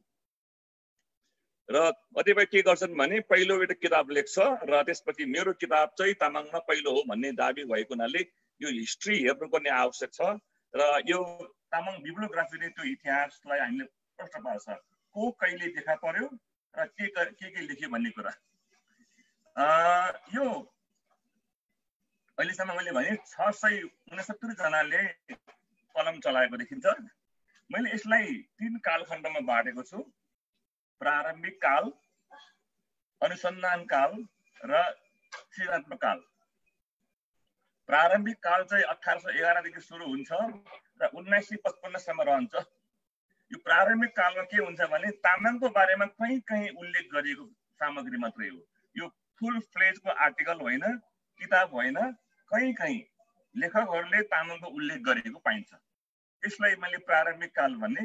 यो चाहिँ 1955 सालसम्म रह्यो, यो इस्वी सम्बन्धमा रह्यो। त्यसपछि 1956 देखि चाहिँ तामाङको बारेमा फुल फ्लेजको आर्टिकल लेख्न थालियो। सबैभन्दा पहिला 7 सालको परिवर्तन भइसकेपछि 3-4 वर्ष पछाडि नै क्रिस्टोफर भन फोरर हेमन्ड्रोप भन्ने मान्छेले 1956 मा ethnographic notes on Tamangs of Nepal भनेर लेख्यो। यो पहिलो यसरी तामाङको बारेमा डिटेलमा आर्टिकल लेख्ने मानिसमा फोरर हेमन्ड्रोप पर्छ। मैले यसैलाई चाहिँ तामाङको यो अनुसन्धान काल भनेर लेखेँ। यसपछि थुप्रै ग्रन्थहरू 1990 अर्थात् 47 सालसम्म लेखियो, सामग्री छन्। यसको बारेमा डिटेलमा मैले यसलाई सामग्री उल्लेख गरेको छु। त्यसपछि सृजनात्मक कृति भने मैले क्रिएटिभ राइटिङ भनेको सृजना आफै लेखकले सृजना गर्ने, सोचेर लेख्ने, साभार या कहीँ उल्लेख गरेको होइन। यो सृजनात्मक लेखनमा फेरि लोक साहित्य पनि सृजनात्मक हुन्छ, तर मैले यहाँ चाहिँ लेख्य साहित्यलाई क्रिएटिभ राइटिङ भनेको छु। यहाँ त्यो चाहिँ 1951 देखि अहिलेसम्म निरन्तर जारी छ। यसलाई चाहिँ चुसा हेन्छे भन्ने कविता सङ्ग्रहबाट यो काल सुरु भएको भन्ने देखाउँछ। मैले यसरी के गर्नु खोजेँ तपाईँलाई भनेदेखि तामाङ ग्रन्थकोशको आधारमा हेर्दाखेरि अहिलेसम्म 210 वर्ष भएछ तामाङको बारेमा लेख्न थालिएको मान्छेले। त्यसमध्येमा 669 जनाले आफ्ना कलम चलाएका रहेछन् र उहाँहरूले जम्मा 1530 वटा सामग्री तयार गरेछन् भन्ने मैले सूचना दिनु खोजेँ। यसले यो किताब चाहिँ प्रेसमा भएकोले अब मैले बिहान साथीलाई कभर पठाइदिनुहोस् है भनेको थियो, कभर पठाउन सक्नु भएन, किताब पनि आइपुगेन। अहिले उहाँ प्रेसमै जान सक्ने अवसर रहेनछ, त्यस कारणले यो मैले किताबको आधारमा देखाउन सकिनँ। म अर्को दोस्रोमा प्रवेश गर्छु। यो निकै तामाङहरूमा चासो भएको कुरा हो, छलफल भइरहेको कुरा हो र के छ अवस्था भन्ने यहाँ देखाउँछु। अनि सरकारी कामकाजको रूपमा तामाङ भाषाको लागि मैले यहाँ पैरवी पत्र भनेको यसलाई तामाङ नाङखोरले 1 वर्ष अगाडि यो सामग्री तयार गरेको थियो। यसको आधारमा हामीले चाहिँ सरकारलाई दबाब दिने, आफ्नो मानिसहरूलाई पर्सुएट गर्ने खालको कामहरूको लागि कुरा हो यो। यसमा केही कुरा राख्छु म। सरकारी कामकाजको रूपमा तामाङ भाषालाई कसरी के आधारमा लान सकिन्छ भन्ने एउटा आधार म तपाईँलाई देखाउँदैछु। नेपालको संविधान 72 मा लेखिएको के छ, धारा 7 मा लेखिएको छ, सरकारी कामकाजको भाषा 1 धाराको उपधारा 1 मा देवनागरी लिपिमा लेखिने नेपाली भाषा नेपालको सरकारी कामकाजको भाषा हुनेछ भन्यो। यसमा हाम्रो ध्यान दिनु परेन। अब 2 नम्बर बुदामा के छ भने नेपाली भाषाको अतिरिक्त भन्यो प्रदेशले आफ्नो प्रदेशभित्र बहुसंख्यक जनताले बोल्ने एक वा एक भन्दा बढी अन्य राष्ट्र भाषालाई प्रदेश कानुन बमोजिम प्रदेशको सरकारी कामकाजको भाषा निदान गर्न सक्नेछ भन्यो। अब हामीले यही बुदामा टेकेर संविधानको धारा 7 को उपधारा 2 मा टेकेर तामाङ भाषा चाहिँ सरकारी कामकाजको भाषा बनाउनलाई भन्नुपर्ने हुन्छ। किनकि यसलाई चाहिँ बहुसंख्यक जनताले बोल्ने भाषा भनेको छ। एक भन्दा बढी भाषाले पनि सरकारी कामकाजको भाषा बनाउन सकिने भनेछ। तर यहाँ चाहिँ नेपाली भाषा चाहिँ यथावत राखेको छ। नेपाली भाषा प्रदेशमा पनि हुन्छ नै, तर त्यस अतिरिक्त दुईटा कुनै बहुसंख्यक जनताले बोल्ने भाषाको कुरा उठाएको छ यहाँ चाहिँ। यसो हुँदा अब तेस्रो मुद्दा पनि हामीलाई महत्त्वपूर्ण लाग्न सक्छ। भाषा सम्बन्धी अन्य कुरा भाषा आयोगको सिफारिसमा नेपाल सरकारले निर्णय गर्ने बमोजिम हुनेछ भनेको छ। सायद यो दुफा चाहिँ सरकारी कामकाजको भाषा भन्ने शीर्षकमा रहेको हुनाले स्थानीय भएको हुनाले भाषा आयोगले केही अन्य सिफारिस पनि गर्न सकिँदछ। तपाईहरुलाई के प्रश्न पार्दिउँ भने भाषा आयोग चाहिँ संविधानमा उल्लेख भएको आयोग हो, संवैधानिक आयोग त होइन, उल्लेख भएको आयोग हो। यस आयोगले चाहिँ नेपाल सरकारलाई भाषाको बारेमा अध्ययन अनुसन्धान गरेर सिफारिस पेश गर्छ र त्यो सिफारिस चाहिँ नेपाल सरकारले लागू गर्ने प्रयास गर्छ। तर यो भाषा आयोगले सिफारिस नगरेसम्म नेपाल सरकारले काम गर्दैन। त्यसो भएको हुनाले यो धारा मैले किन उल्लेख गरेँ भनेदेखि स्थानीय तहमा सरकारी कामकाजको भाषा के हुने नगरपालिकाहरूमा भनेर संविधानले बोल्दैन। तर यो धाराले भाषा आयोगलाई हामीले ढोकालाई बलियोसँग ढकढकायो भने, नोकिङ गर्यो भने उसले चाहिँ पालिका लेभलमा पनि भाषाको प्रयोग गर्न सकिन्छ। त्यहाँ पनि बहुसंख्यक जनताले बोल्ने पालिकाको भाषा हुन सक्छ भनेर चाहिँ उसले सिफारिस गर्न सक्ने ठाउँ मैले देखेको छु। त्यसकारणले त्यहाँ पनि मैले उल्लेख गरेँ यहाँ। अब ठिक छ, ल प्रदेशमा सरकारी कामकाज भनेर संविधानले दियो, तर त्यसलाई के चाहियो त? सबै भाषाले दिइहाल्ने हो त? बहुसंख्यक छ भन्दै पाइहाल्ने हो त भन्ने कुरा हुँदाखेरि भाषा आयोगले प्रदेश सरकारको कामकाजको भाषा निदानको लागि चाहिँ 8 वटा आधार तय गरेको छ, क्राइटेरिया। यो 8 वटा आधार तयार भयो भने मात्रै त्यो भाषा चाहिँ प्रदेश लेभलमा सरकारी कामकाजको भाषाको रूपमा सिफारिस गर्न सकिन्छ भनेर उसको यो छ। यसबारे उसले प्रदेश तहमा गोष्ठी पनि चलाएको छ। प्रदेश नम्बर 3 हुँदाखेरि अहिले बागमती प्रदेशमा पनि एउटा गोष्ठी चलाइसकेको छ 4-5 जिल्लामा। अब दोस्रो दुईटा तिनटा अरू जिल्लाको लागि गोष्ठी चलाउने बेलामा चाहिँ यो कोरोनाले गर्दा हुन सकेको छैन। उसले 8 वटा आधार के तयार गरेको छ हामी बुझ्न आवश्यक छ। 1 नम्बर के भन्छ भने कुनै एक भाषा एक वा एक भन्दा बढी भाषिक समूहले प्रयोग गर्ने अवस्था के छ? अर्थात् तामाङ भाषा तामाङ भन्दा अन्य मैले बुझेको छ अन्य समूहले यो भाषा बोल्छ कि बोल्दैन भन्नेको उसले अवस्था खोज्दैछ यहाँ। दोस्रो चाहिँ एक पालिका वा एक भन्दा बढी पालिकामा प्रयोग भएको अवस्था के छ? कुनै एउटा भाषा पालिका मात्रै बोल्छ या धेरै पालिकामा बोल्छ, त्योको बारेमा त्यसको अवस्था उसले जान्न खोज्यो। 3 नम्बरमा शब्दकोश, त्यो भाषामा शब्दकोशको विकास भएको अवस्था के छ? चौथो व्याकरण विकास भएको अवस्था के छ? भाषामा शिक्षामा प्रयोग भएको अवस्था के छ? यहाँ चाहिँ के बुझ्नुपर्छ भने मातृभाषाको कुरा उठिरहेको है फेरि यो सन्दर्भमा चाहिँ 6 नम्बरमा सञ्चार भनेको रेडियो टेलिभिजन पत्र पत्रिका आदि अब अनलाइन पनि हो अहिले त म प्रयोग भएको अवस्था के छ। 7 नम्बरमा मातृभाषामा प्रकाशित सामग्री मतलब साहित्यिक कुराहरू भए नभएको अवस्था के छ र 8 मा वक्ताको संख्या घटेको वा बढेको के छ। यो 8 वटा कुरा यहाँ उल्लेख गरेको छ। यहाँ भाषा आयोगका मातृभाषा विभागका प्रमुख डाक्टर लोकबहादुर लोप्टन पनि यहाँ मैले अघि देखिसकेको छु। यस्तो कुराहरू चाहिँ सरकारले अगाडि बढाएको छ भाषा आयोगले। यो 8 वटा आधारमा मैले दावी पत्र तयारी गरेको छु। तामाङ भाषा एकमा एक भन्दा बढी भाषिक समूहले प्रयोग गर्ने अवस्था के छ भन्ने 1 नम्बर बुदामा मैले के लेखेको छु भने मातृभाषाको रूपमा तामाङ भाषा प्रयोग गर्नेहरू को हुन् भनेदेखि बाक्लो बस्ती भएको तामाङ गाउँघरमा दलित समुदाय विशेष गरी कामी दमाईका साथै खस आर्य समुदायले तामाङ भाषा मातृभाषाको रूपमा प्रयोग गरेको गर्दछन्। यो चाहिँ हामीले डकुमेन्ट पेश गर्न सकेका छैन। यसमा हाम्रो डकुमेन्ट हुन आवश्यक छ। त्यसै गरी दोस्रो के छ भने दोस्रो भाषाको रूपमा तामाङ भाषा प्रयोग गर्ने जनगणनाको प्रतिवेदन 2068 अनुसार चाहिँ तामाङ भाषा दोस्रो भाषाको रूपमा बोल्नेको संख्या चाहिँ 33,450 रहेको छ। अर्थात् 33,450 जनाले तामाङ भाषालाई आफ्नो मातृभाषा अतिरिक्त यो बोल्ने गर्दछ।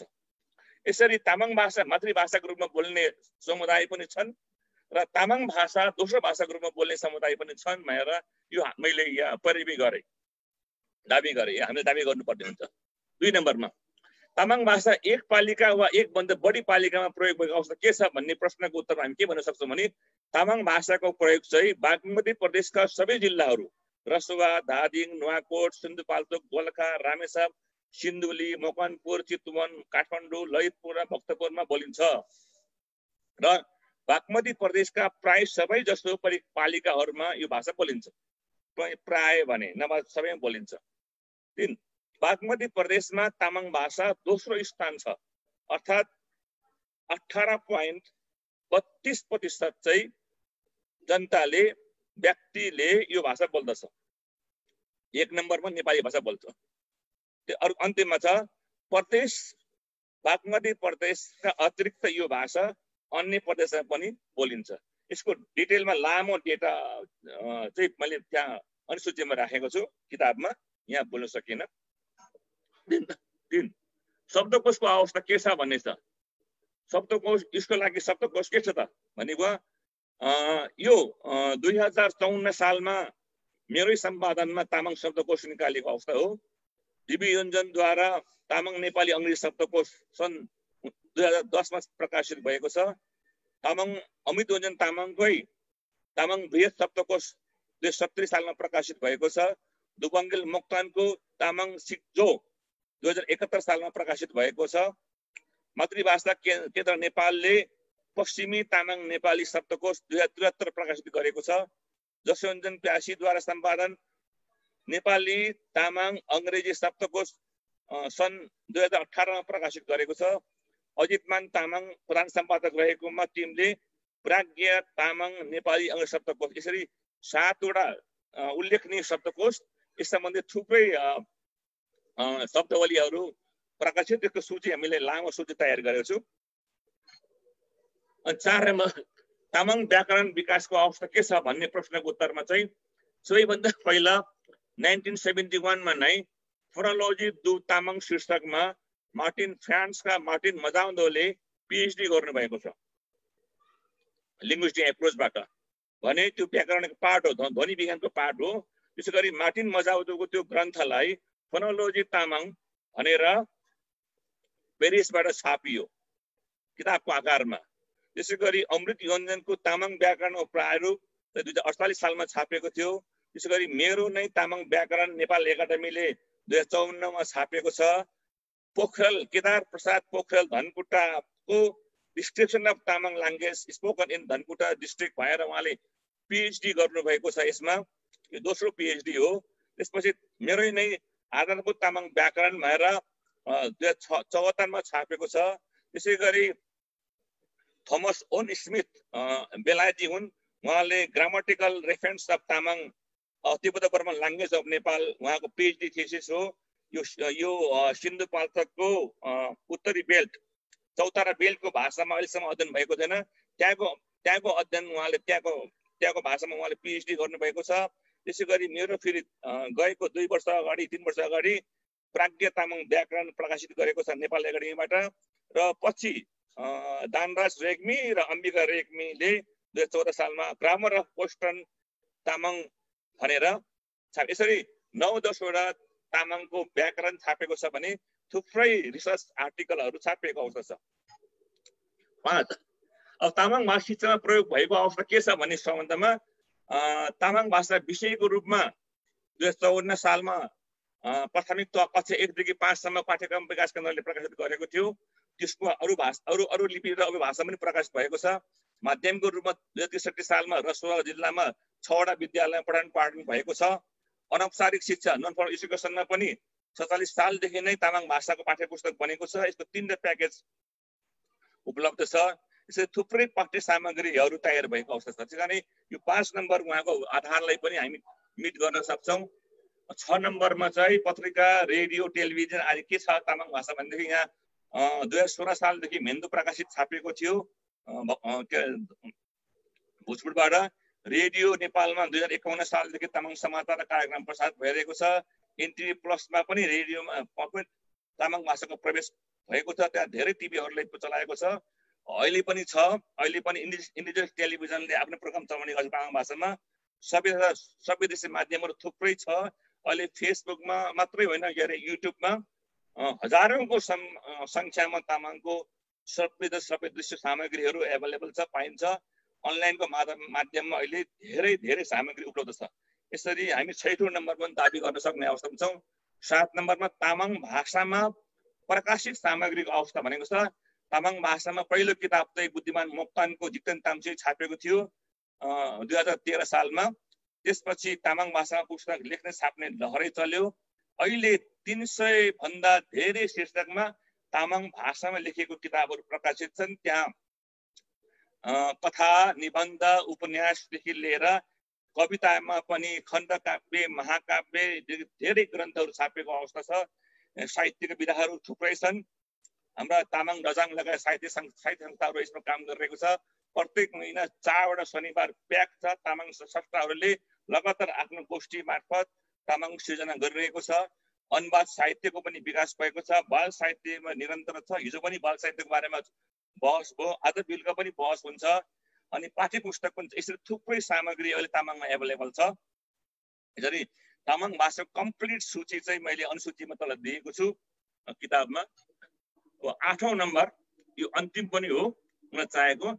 नेपालमा तामाङ वक्ताको संख्या घटेको वा बढेको अवस्था के छ भनेकोमा 2952 इस्वीमा छ। 9 सालमा भएको जनगणनामा तामाङको जनसङ्ख्या 6% थियो। 61 साल अर्थात् 18 सालमा जनगणनाको प्रतिवेदन हेर्दाखेरि त्यो 5.62 मा झर्यो। त्यसपछि 71 सालको जनगणनाको रिपोर्ट हेर्दाखेरि त्यो 4.80 मा झर्यो। 81 साल भनेको पञ्चायत कालको बेला हो। यो त्यति बेला 3.48 जनसङ्ख्या रह्यो। अनि 91 भनेको 48 सालको जनगणना हो। त्यसमा 4.89% तामाङ देखा पर्यो। त्यसपछि 58 सालको जनगणना 2001 हो। त्यो चाहिँ 5.18% तामाङ जनसङ्ख्या देखा पर्यो। र पछिल्लो जनगणना 2011 मा भयो अर्थात् 2068 सालमा त्यहाँ 5.10% छ। यसरी 2058 मा भएको जनगणना भन्दा तामाङहरू फेरि यो 68 साल पछिल्लो जनगणनामा थोरै 8 पोइन्टले घटेको छ, 0.8 पोइन्टले घटेको छ। यसरी तामाङ जनसङ्ख्या घटबड भइरहँदाखेरि पनि उसले 5 पोइन्ट भन्दा तल छैन। यो 5 पोइन्ट भनेको नेसनल भनेको नेपालभरिमा तामाङ नेपालका भाषाहरूमा तामाङहरू 5औं अवस्था हुन्छ। यसरी दिदीज्यू मैले के गर्नु खोजेको भनेदेखि तामाङहरूले अब सरकारी कामकाजको भाषाको रूपमा तामाङ भाषालाई हामीले पैरवी गर्नुपर्ने हुन्छ।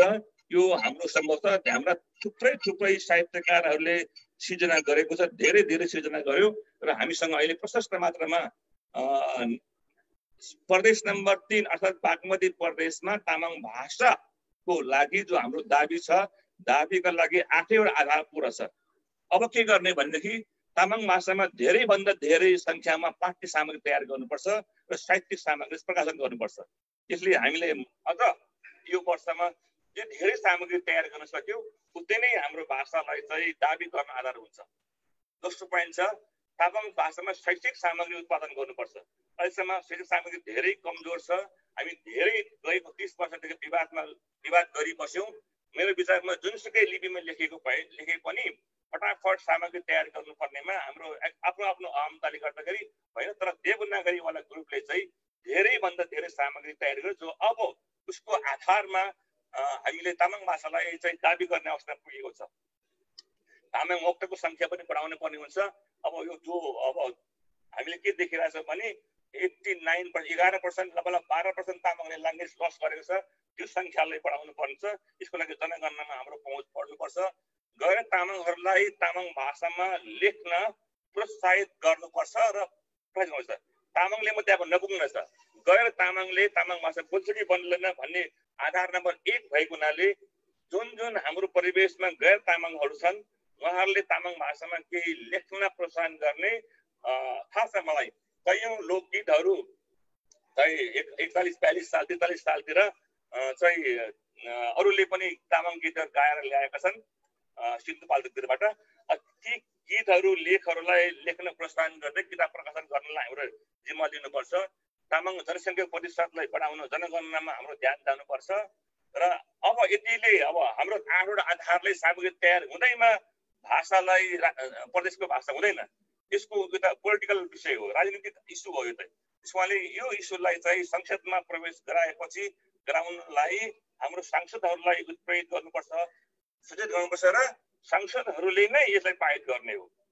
विद्वानहरूले त आधार तयार गर्दैन। त्यस कारणले हाम्रो प्रदेश सांसदहरूलाई वैश्विक गराउनुपर्छ र पालिकाहरूमा पनि तामाङ भाषा सरकारी कामकाजको भाषाको रूपमा प्रयोग गर्नलाई भाषा आयोगको जो धारा 7 को 3 छ त्योलाई टेकेर भाषा आयोगलाई को ढोकालाई हामीले बलियोसँग आन्दोलन गर्नुपर्छ र स्थानीय सरकारलाई पनि यो सूचना दिएर हामी स्थानीय तहमा पनि सरकारी कामकाज भाषामा गर्न सकिन्छ।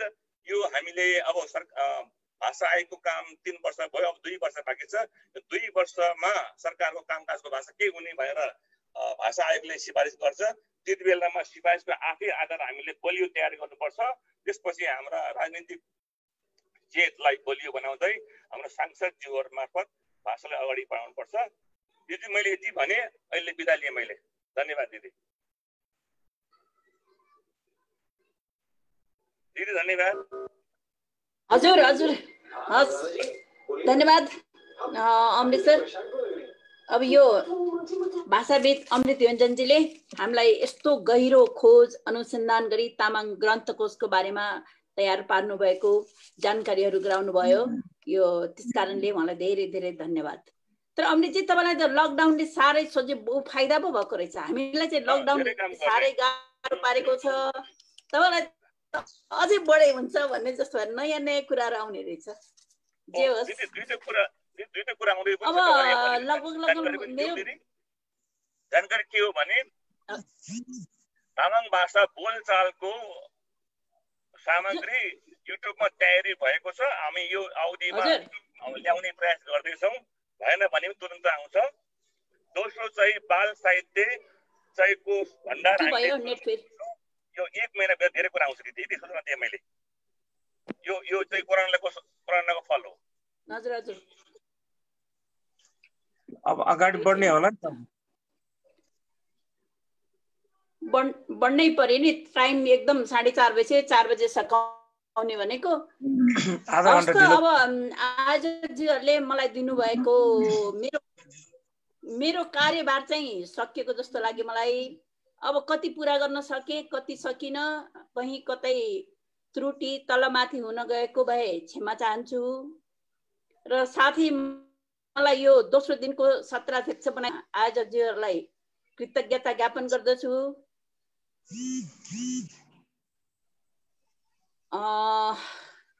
अब हामी परिश्रमको क्षेत्रबाट उदाएका हामी तामाङहरूले यसरी आफ्नो गौरवमय पर्व तामाङ पहिचानको अवसरमा तामाङ ज्ञान महोत्सव मनाउने हैसियत हासिल गरेकोमा तपाईँ हामी सबैलाई एकपटक आफूले सबैलाई हार्दिक बधाई।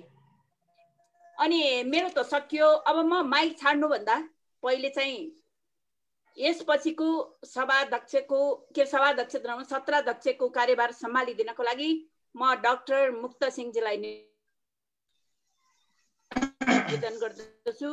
मुक्तजी आउनु भएको होला नि? हुनुहुन्छ तपाईँ? हुनुहुन्छ, तर उहाँको अनम्युट भयो। हजुर,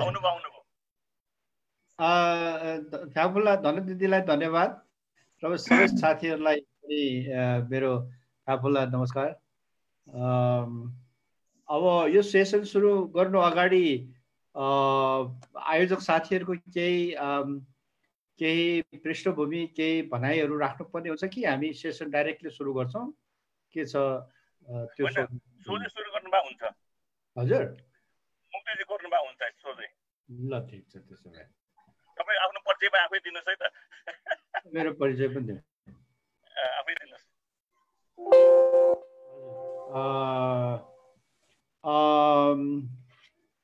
मेरो नाम मुक्त सिंह लामा तामाङ, अनि मेरो घर काभ्रे जिल्ला पर्छ। अनि म अहिले त्रिभुवन विश्वविद्यालयको मानवशास्त्र विभागमा प्राध्यापन गर्छु। मेरो अध्ययनको आधारभूत अध्ययनको विषय तामाङ इतिहास, संस्कृति, समाज हो। अनि त्यो हिसाबले अहिले यसरी चाहिँ सबै तामाङ विद्वानहरूसँग छलफलमा सहभागी हुन पाउँदा मलाई अत्यन्तै खुसी लागेको छ र धेरै सिक्ने मौका पनि पाएको छु। त्यसको निम्ति म आयोजक साथीहरूलाई, सङ्गठनहरूलाई धेरै धन्यवाद दिन चाहन्छु। मुक्त सर, मेरो क्लोजिङै सकाउनु भएन, के भयो? मेरो त नेट त झ्याप्पै गएर फेरि त्यहाँ बिग्रियो कि मेरो बिग्रियो थाहा भएन मलाई त। धेरै जान्ने आफू, अनि त्यस कारणले मैले तपाईँलाई माइकै हस्तान्तरण गर्न पाउनु भयो। मैले भने मेरो क्लोजिङ आयो। मैले सूर्य दिदी र मैले यहाँलाई चाहिँ धेरै थुलिछे धन्यवाद पनि टक्राउन चाहे।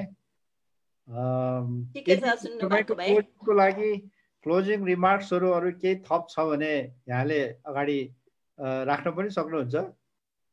होइन, जे होस्, छैन मुक्त सर, म कार्यक्रम समय बढाउँदिनँ, यति नै मेरो काफी। धन्यवाद। सुरु गरौँ तपाईँ। हस्, धन्यवाद दिदी। अब यो कार्यक्रममा अहिले हामीसँग 10 वटा पेपरहरू, पत्रहरू छ। यो सेसनको टाइटल आयोजकज्यूहरूले सामाजिक तथा राजनैतिक सन्दर्भ भनेर राख्नु भएको छ। त्यसलाई ब्रोडली मैले हेर्दामा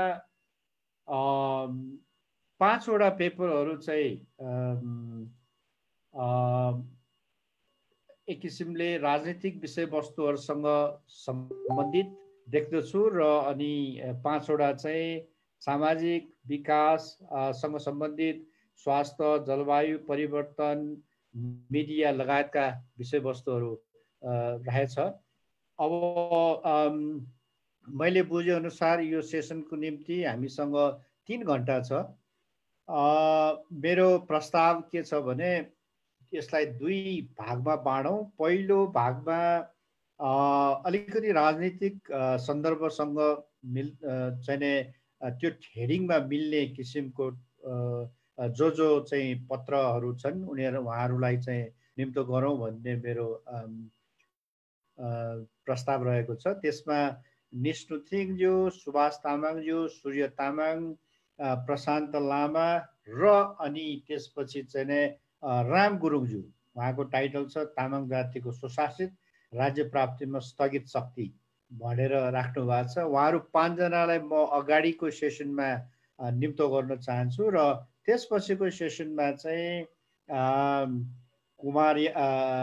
सुरेश तामाङज्यू, कुमार यात्रुज्यू, लक्ष्मी तामाङज्यू, फुर्पा तामाङज्यू र जगतमान दोङ, यसरी चाहिँ 5 वटालाई दोस्रो सत्रमा राखौँ। 5 वटा पेपरहरू प्रस्तुत भइसकेपछि हामीहरू 15-20 मिनटको समय लिएर प्रश्न उत्तर गर्न सक्छौँ। प्रत्येक के अरे पेपरलाई मेरो ख्यालमा 15 देखि 20 मिनटमा सकाइदिनु भयो भने हामीलाई राम्रो हुन्छ भन्ने मलाई लाग्छ। 15 मिनटमा सकाइदिनु भयो भनेदेखि 15-5-75 मिनट जति प्रेजेन्टेसनको लागि जान्छ र केही समय हामीले तपाईँको के अरे क्वेसन एन्सरलाई राखेपछि 1.5 घन्टा छुट्याउँदाखेरि हुनसक्छ कि जस्तो लागेको छ। त्यसले गर्दाखेरि म यहाँलाई टाइमको हिसाबले त्यो भने अब ढिलो नगरिकन हामीहरू करिब 4:36 भयो। त्यसको मतलब हामी चाहिँ अब 7:30 सम्म जान्छौँ भन्ने लाग्छ होइन। त्यसले गर्दाखेरि समयलाई बढी अरू नलिकन थप नलिकन म यो सत्र सुरु गर्न चाहन्छु। पहिलो पत्र छ निस्नु थिङज्यूको।